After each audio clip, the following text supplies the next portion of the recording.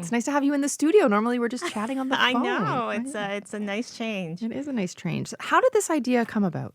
So, as you said, we've done T-shirts for the past several years, and we have a lot of participants that return year after year. So we thought how it would be a great opportunity to, design a new shirt with input from the community and really make them excited and have them be a part of the whole activity and the event from inception to actually having the winning design on the shirts when we do the walk on September 29th. What do you hope happens by having people engage in the T-shirts? Will that help with the conversations that are being had? That's definitely the hope that people will give thought. And we have a lot of creative people in our community. And just having those discussions around suicide and mental health and normalizing the conversation and letting people know it's okay to not be okay and to talk and know that there are supports and resources available in our community if you're struggling or if you have a friend or family member that is. This year's theme is all about that, about changing the narrative around suicide. You're encouraging people to incorporate symbols, colors, messages to promote awareness and life promotion. Mhm. Give us some examples. Yeah, so I think there's so many, the sky's the limit, but whether, we've always used colors of yellow and purple because I think those have traditionally resonated with suicide prevention.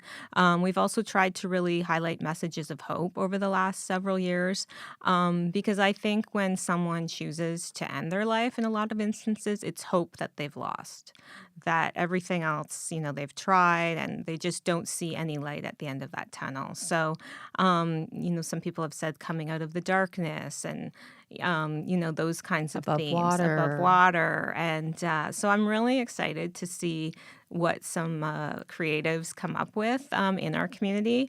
And then I think, having to be the opportunity to tell that story as part of our efforts as we get into September and highlighting those messages and hope and what people come up with. And we've just, once we get the short list, it'll be put out to the community on like social media to vote too. So very community driven, community focused. Where can And people see hopefully, them?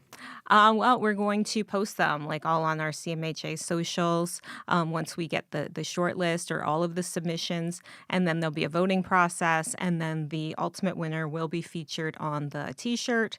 And we'll also have honorable mentions for the ones that come in second and third place. Will everyone walking on September 29th get one of these shirts? Yeah, so we offer them for a nominal fee, basically just to cover our costs, and they have proven to be quite popular.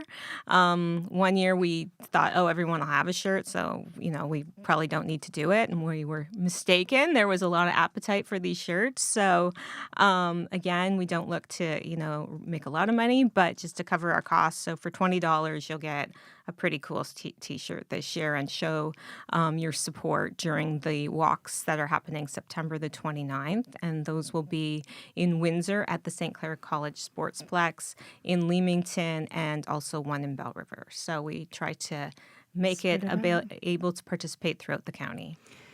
I'm also wondering, is there a difference that you're noticing with how generations approach the conversation? 100%. So we have found that those, roughly less than 30 years of age are much more comfortable speaking about their mental health.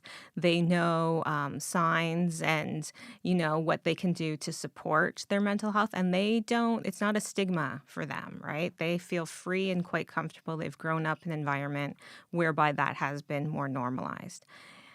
Consequently, or you look at middle-aged men that work in manufacturing or some of first responders from that older generation, they are not as comfortable.